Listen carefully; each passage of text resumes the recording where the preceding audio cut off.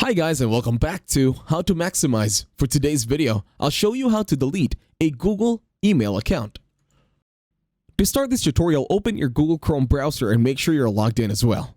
Once you are in a blank tab, click on your profile photo on the upper right, the one in the new tab.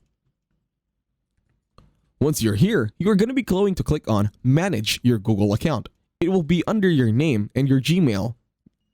Once you click on it, you will now be redirected to myaccount.google.com. In here, click on Data and Privacy. Once you click Data and Privacy, you'll see options here in this very part of the window. Now scroll down. Scroll down to the most bottom part of the website and then look for Delete your Google account. It has a trash icon with an X on it. All you have to do is click on it and then follow the instructions by Google.